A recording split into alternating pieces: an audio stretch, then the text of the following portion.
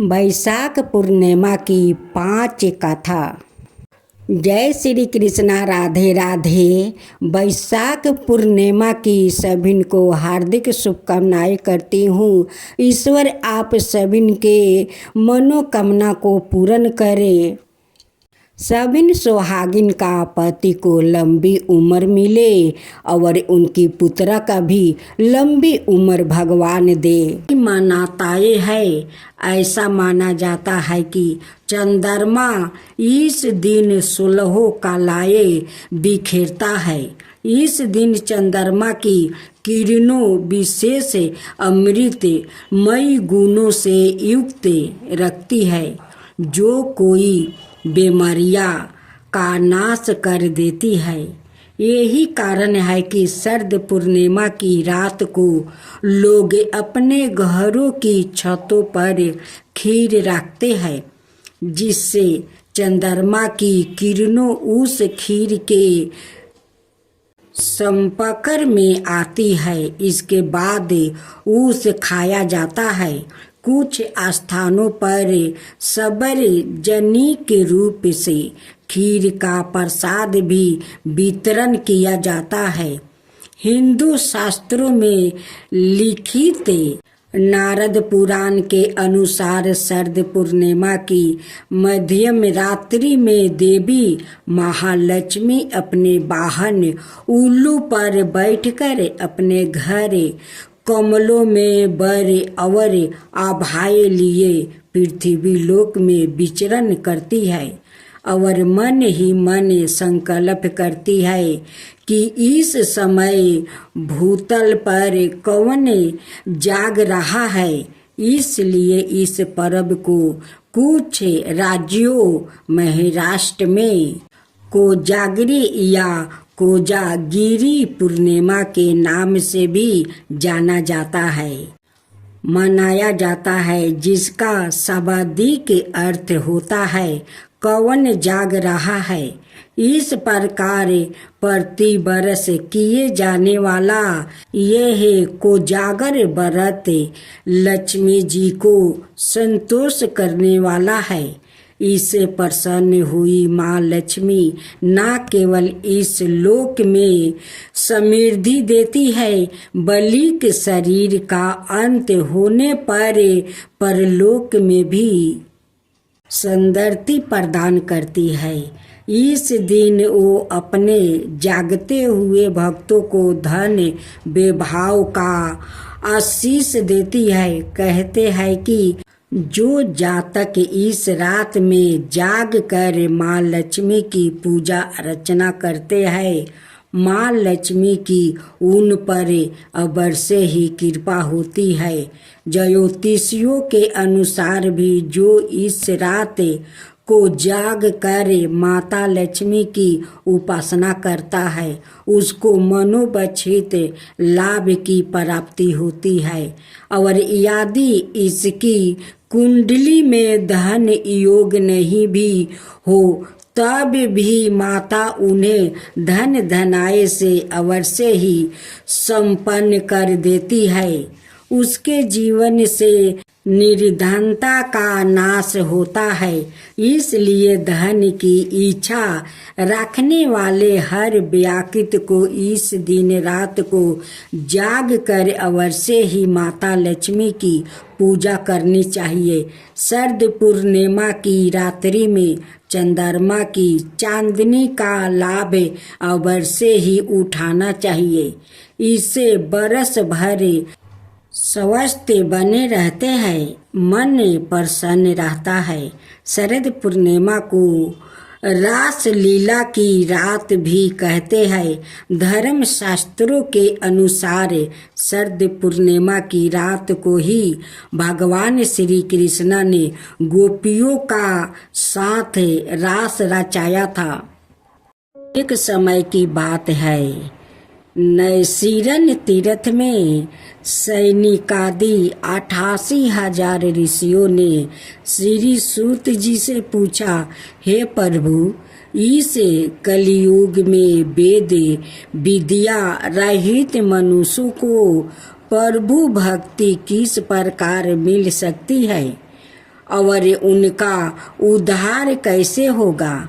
हे मुनि श्रेष्ठ, कोई ऐसा तप बताइए जिससे थोड़े समय में ही पुण्य मिले और मनोवांछित फल भी मिल जाए।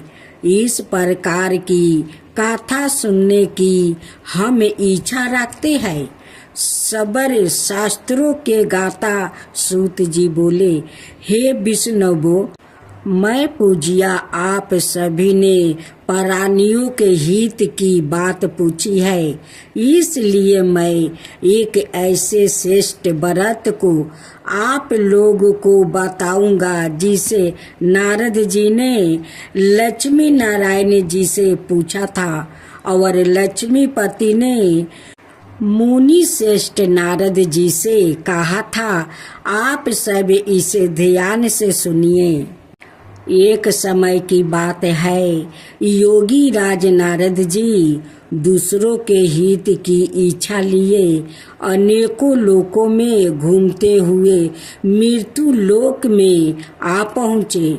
यहाँ उन्होंने अनेक योनियों में जन्म पराये सभी मनुष्यों को अपने कर्मों द्वारा अनेकों दुखों से पीड़ित देखा। उनका दुख देख नारद जी सोचने लगे कि कैसे यत्न किया जाए जिसके करने से निश्चित रूप से मानव के दुखों का अंत हो जाए। इसी विचार पर मनन करते हुए वो विष्णु लोक में गए। वहाँ वो देवों के ईश्वर भगवान नारायण की स्तुति करने लगे, जिनके हाथों में शंख चक्र गदा और प्रद्युम्न थे, गले में वरमाला पहने हुए थे। स्तुति करते हुए नारद जी बोले, हे भगवान, आप अत्यंत शक्ति से संपन्न है। मन और वाणी भी आपको नहीं पा सकती है। आपका आदि मध्यम और अंत नहीं है। निर्गुण स्वरूप दृष्टि के कारण भक्तों के दुख को दूर करने वाले आपको मेरा नमस्कार है। नारद जी की स्तुति सुन विष्णु भगवान बोले, हे मुनि श्रेष्ठ, आपके मन में क्या बात है? आप किस काम के लिए पधारे हैं? उसे निसंकोच होकर कहो। इस पर नारद मुनि बोले कि मृत्यु लोक में अनेक योनियों में जन्मे मनुष्य अपने कर्मों के द्वारे अनेकों दुख से दुखी हो रहे हैं। हे नाथ, आप मुझ पर दया रखते हैं तो बताइए कि वो मनुष्य थोड़े प्रयास से ही अपने दुखों से कैसे छुटकारा पा सकते हैं। श्री हरि बोले, हे नारद, मनुष्यों की भलाई के लिए तुमने बहुत अच्छी बात पूछी है, जिसके करने से मनुष्य मोह से छूट जाता है। वो बात मैं कहता हूँ, उसे सुनो। स्वर्ग लोक ओ मृत्यु लोक दोनों में एक दुर्भा उत्तम व्रत है जो पुण्य देने वाला है। आज प्रेम बस होकर मैं उसे तुमसे कहता हूँ। सत्यनारायण भगवान का यह व्रत अच्छी तरह विधान पूर्वक करे, मनुष्य तुरंत ही यहाँ सुख भोग करे, मरने पर मोक्ष पाता है। श्री हरि के वचन सुन नारद जी बोले कि उस व्रत का फल क्या है और उसका विधान क्या है? यह व्रत किसने किया है? इस व्रत को किस दिन करना चाहिए? सभी कुछ विस्तार से बताइए। नारद जी की बात सुनकर श्री हरि बोले, दुख शोक को दूर करने वाला यह व्रत सभी स्थानों पर विजय दिलाने वाला है। मानव को भक्ति और श्रद्धा के साथ शाम को सत्यनारायण की पूजा धर्म परायण होकर ब्राह्मणों बंधुओं के साथ करनी चाहिए। भक्ति भाव से ही नैवेद्य केले का फल, घी, दूध और गेहूं का आटा सवाए ले। गेहूं के स्थान पर साठी का आटा, शक्कर और गुड़ लेकर सभी भक्षण योग्य पदार्थों को मिलाकर भगवान का भोग लगाए। ब्राह्मणों सहित बंधुओं को भी भोजन कराए। उसके बाद सवाए भोजन करे। भजन कीर्तन के साथ भगवान की भक्ति में लीन हो जाए। इस तरह से सत्यनारायण भगवान का यह व्रत करने पर मनुष्य की सारी इच्छाएं निश्चित रूप से पूरी होती है। इस कली काल अर्थात कलियुग में मृत्यु लोक में मोक्ष का ही एक सरल उपाय बताया गया है। इसी श्री सत्यनारायण व्रत कथा का प्रथम अध्याय संपूर्ण हुआ। श्री मन नारायण नारायण नारायण, भज मन नारायण नारायण नारायण। श्री सत्यनारायण भगवान की जय। दूसरा अध्याय। सूत जी बोले, हे ऋषियों, जिसने पहले समय में इस व्रत को किया था उसका इतिहास कहता हूँ, ध्यान से सुनो। सुंदर काशीपुरी नगरी में एक अत्यंत निर्धन ब्राह्मण रहता था। भूख प्यास से परेशान वो धरती पर घूमता रहता था। ब्राह्मणों से प्रेम करने वाले भगवान ने एक दिन ब्राह्मण का भेष धारण कर उसके पास जाकर पूछा, हे बीरबे, नित्य दुखी होकर तुम पृथ्वी पर क्यों घूमते हो? दीन ब्राह्मण बोला, मैं निर्धन ब्राह्मण हूँ, भिक्षा के लिए धरती पर घूमता हूँ। हे भगवान, यदि आप इसका कोई उपाय जानते हो तो बताइए।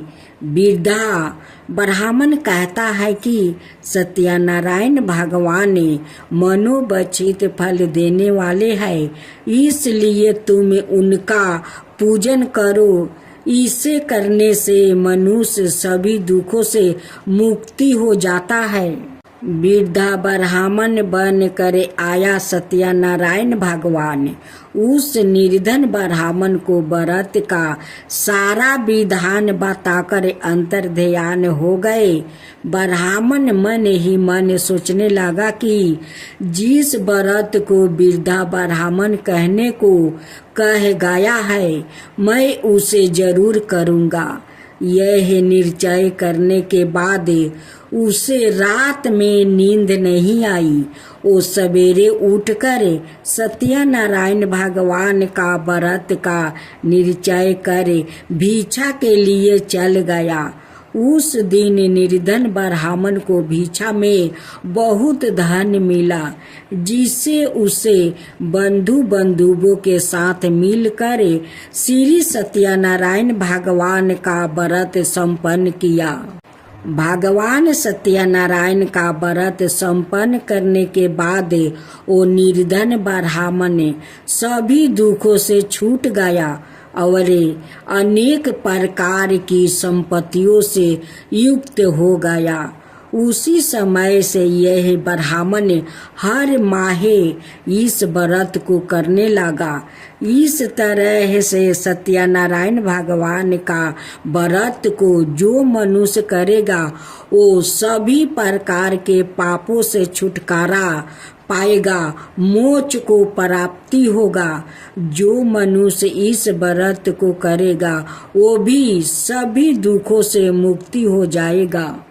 सूत जी बोले कि इस तरह से नारद जी से नारायण जी का कहा हुआ श्री सत्यनारायण व्रत को मैंने तुमसे कहा, हे बीरबो, मैं अब और क्या कहूँ। ऋषि बोले, हे मुनिवर, संसार में उस बीरबा से सुन कर और किसने इस व्रत को किया है, हम सब इस बात को सुनना चाहते हैं। इसके लिए हमारे मन में श्रद्धा का भाव है। सूत जी बोले, हे मुनियों, जिसने इस व्रत को किया है वो सब सुनो। एक समय यही बीरबा धन ऐश्वर्य के अनुसार अपने बंधुओं के साथ इस व्रत को करने को तैयार हुआ। उसी समय एक लकड़ी बेचने वाला बूढ़ा आदमी आया और लकड़ियाँ बाहर रख कर अंदर ब्राह्मण के घर में गया।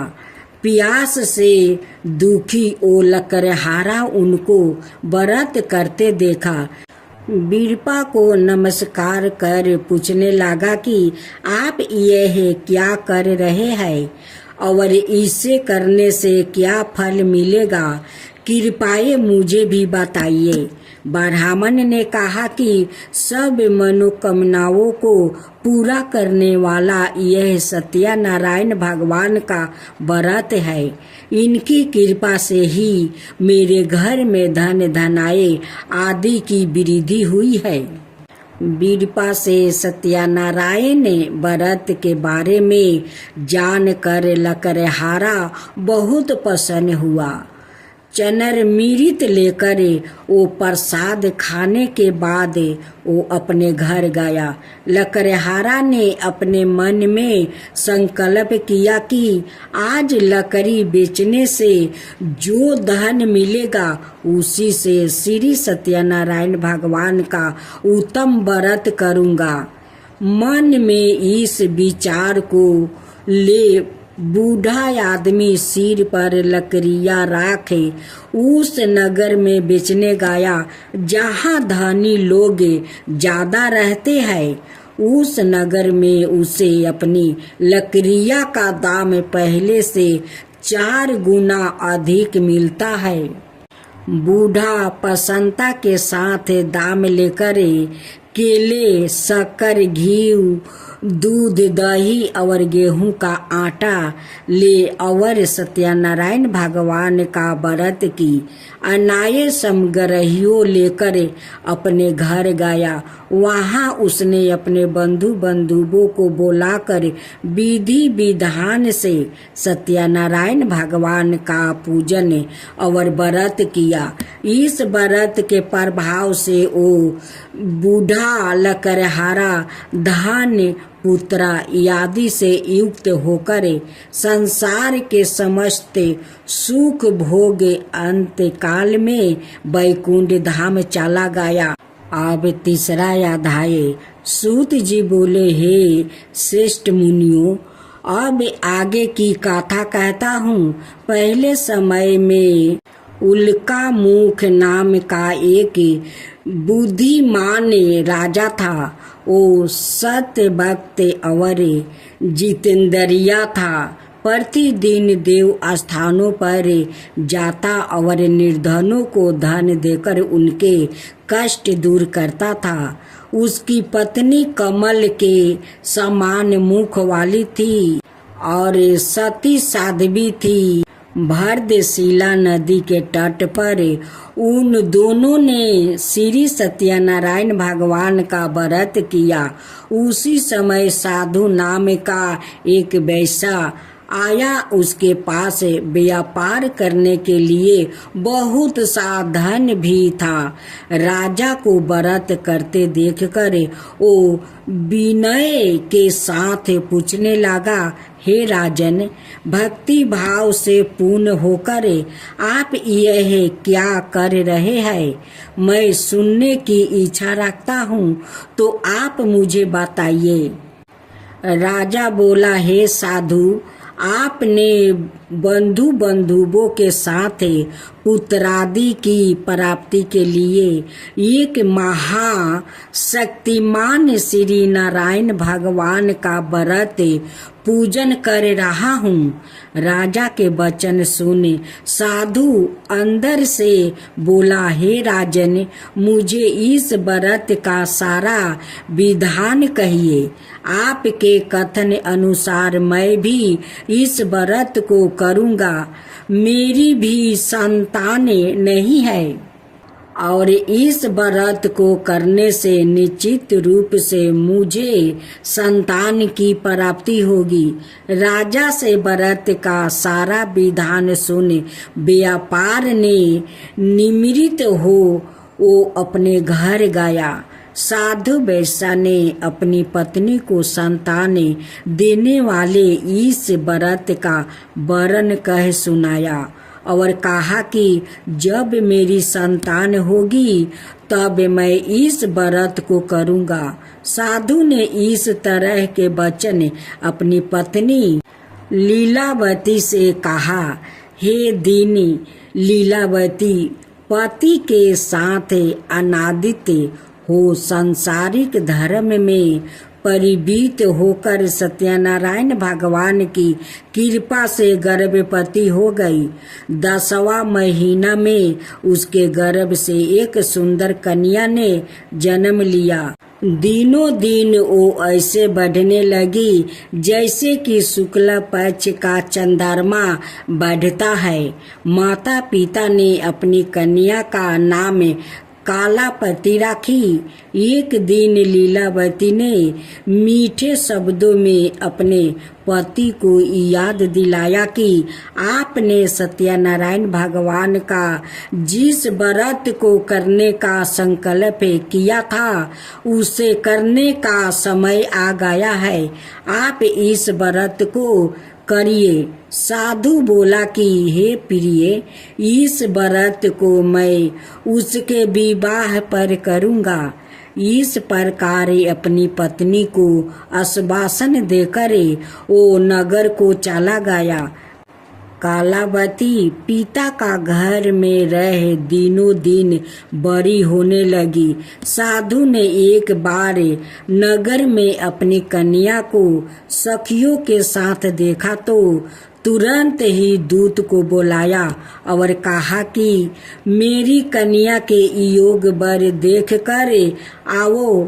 साधु की बात सुनकर दूत कंचन नगर में पहुंचा और वहाँ देखभाल कर लड़की का सुयोग बानिक पुत्रा को ले आया।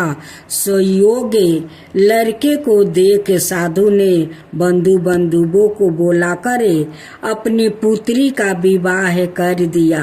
लेकिन दुर्भाग्य की बात यह कि साधु ने अभी भी श्री सत्यनारायण भगवान का व्रत नहीं किया।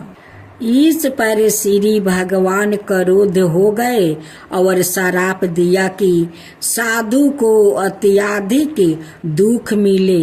अपने कार्य में कुशल साधु बनिया जमाई को लेकर समुद्र के पास स्थित होकर रत्नासरपुर नगर में गया। वहां जाकर दामाद ससुर दोनों मिलकर चंद्रकेतु राजा के नगर में व्यापार करने लगे।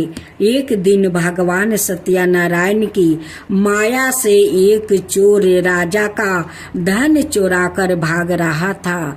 उसने राजा के सिपाहियों को अपना पीछा करते देखकर चुराया हुआ धन वहां रख दिया जहां साधु अपने जमाई का साथ ठहरा हुआ था।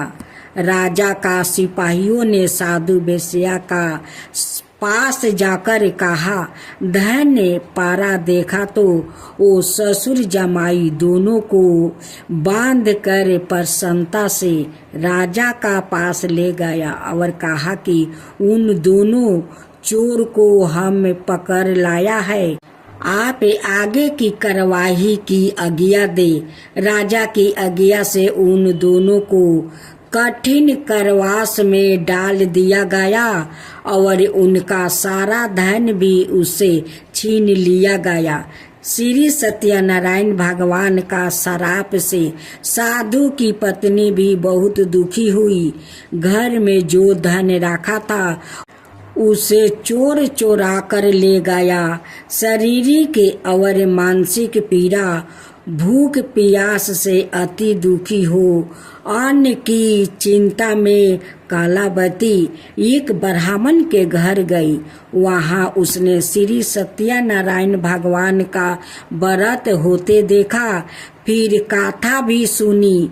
वो प्रसाद ग्रहण कर रात को घर वापस आई। माता ने कालापति से पूछा कि हे पुत्री, अब तक तुम कहाँ थी? तेरे मन में क्या है? कालावती ने अपनी माता से कहा, हे माता, मैंने एक ब्राह्मण का घर में श्री सत्यनारायण भगवान का व्रत देखा है। कन्या के वचन सुन लीलावती भगवान की पूजन की तैयारी करने लगी। लीलावती ने परिवार बंधुओं सहित सत्यनारायण भगवान का पूजन किया और उससे वर मांगा कि मेरे पति और जमाई शीघ्र घर आ जाए। साथ ही यह भी प्रार्थना की कि हम सबका अपराध क्षमा करे। श्री सत्यनारायण भगवान इस व्रत से संतोष हो गया और राजा चंद्रकेतु को सपने में दर्शन देकर कहा, हे राजन, तुम उन दोनों वेश्या को छोड़ दो और तुमने उनका जो धन लिया है उसे वापस कर दो। अगर तुमने ऐसा नहीं किया तो मैं तुम्हारा धन, राज, संतान सभी को नष्ट कर दूंगा। राजा को यह सब कहकर भगवान अंतर्ध्यान हो गए। प्रात काल सभा में राजा ने अपना सपना सुनाया। फिर बोले कि बानिक पुत्रा को कैद से मुक्त करे, सभा में लाओ। दोनों ने आते ही राजा को प्रणाम किया। राजा मीठी वाणी में बोला, हे महानुभावों, भागे बस ऐसा कठिन दुख तुम्हें प्राप्ति हुआ है, लेकिन अब तुम्हें कोई भय नहीं है।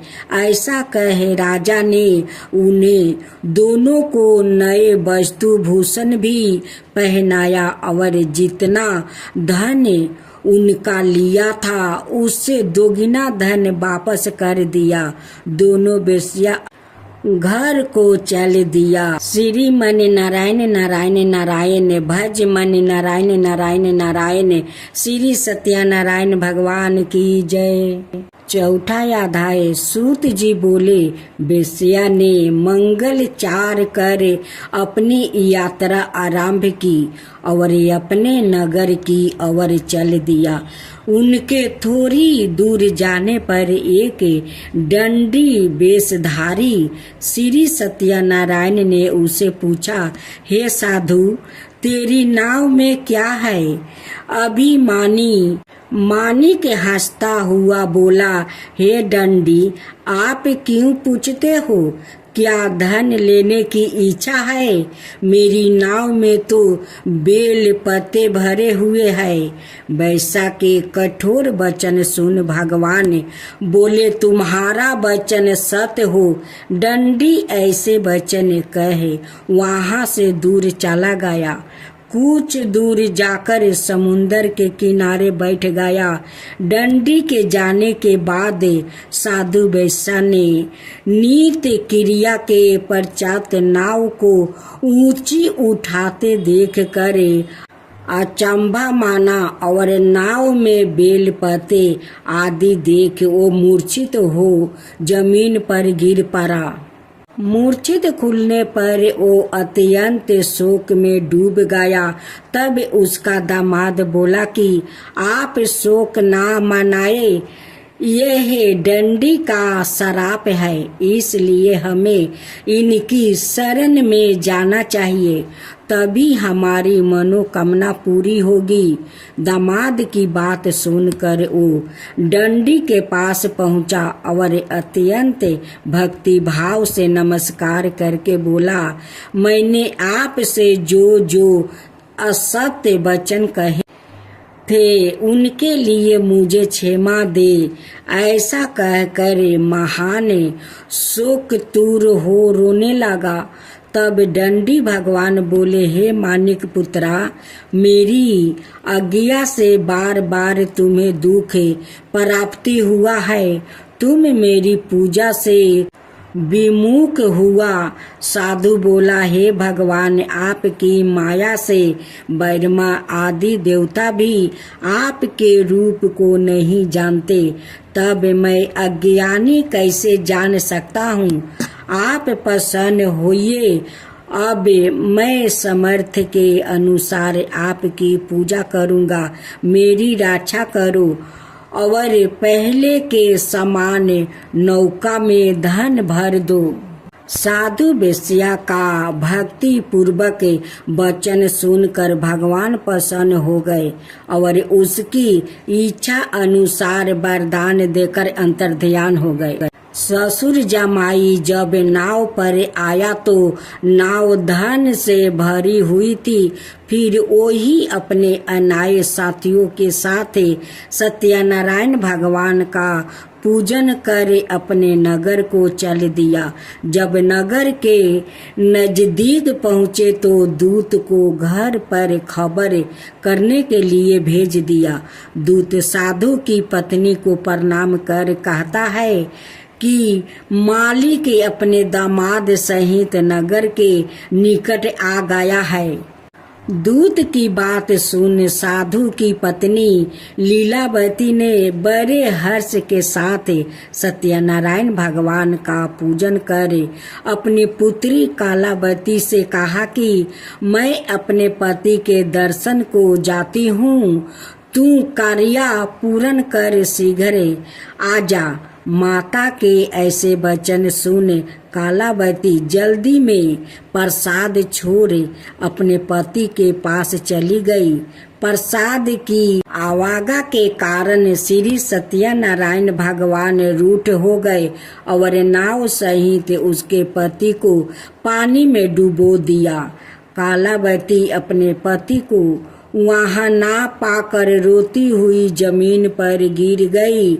नौका को डूबा हुआ देख वो कन्या को रोता देख साधु दुखी होकर बोला कि हे प्रभु, मुझसे और मेरे परिवार से जो भूल हुई है उसे क्षमा करे। साधु के दीन वचन सुनकर श्री सत्यनारायण भगवान प्रसन्न हो गए और आकाशवाणी हुई, हे साधु, तेरी कन्या मेरे प्रसाद को छोड़कर आई है, इसलिए उसका पति अदृश्य हो गया है। यदि वो घर जाकर प्रसाद खाकर लौटती है तो उसे इसका पति अवश्य मिलेगा। ऐसी आकाशवाणी सुनी कालावती घर पहुंचकर प्रसाद ग्रहण करती है और फिर आकर अपने पति के दर्शन करती है। उसके बाद साधु अपने बंधु बंधुओं सहित श्री सत्यनारायण भगवान का विधि विधान से पूजन करता है और इस लोक में सुख भोग ओ अंत में स्वर्ग को जाता है। श्री मन नारायण नारायण नारायण भज मन नारायण नारायण नारायण। श्री सत्यनारायण भगवान की जय। सूत जी बोले, हे ऋषियों, मैं और भी एक कथा सुनाता हूँ, उसे भी ध्यान पूर्वक सुनो। प्रजा पालन में लीन तुलंगध्वज नाम का एक राजा था। उसने भी भगवान का प्रसाद त्याग कर बहुत ही दुख सहन किया। एक बार वन में जाकर वन पशुओं को मार कर वो बर के पेड़ के नीचे आया। वहां उसने ग्वालों को भक्ति भाव से अपने बंधुओं सहित सत्यनारायण भगवान का पूजन करते देखा। अभिमान बस राजा ने उन्हें देख कर भी पूजा स्थान में नहीं गया और ना ही उसने भगवान को नमस्कार किया। ग्वालों ने राजा को प्रसाद दिया, लेकिन उसने वो प्रसाद नहीं खाया और प्रसाद को वही छोड़कर वो अपने नगर को चला गया। जब वो नगर में पहुंचा तो वहाँ सब कुछ तहस नहस हुआ पाया, तो वो शीघ्र ही समझ गया कि यह सब भगवान ने ही किया है। वो दोबारा ग्वाले के पास पहुंचा और विधि पूर्वक पूजा करके प्रसाद खाया, तो सत्यनारायण भगवान की कृपा से सब कुछ पहले जैसा हो गया। शीघ्र काल तक सुख भोगने के बाद मरणोपरांत उसे स्वर्ग लोक की प्राप्ति हुई।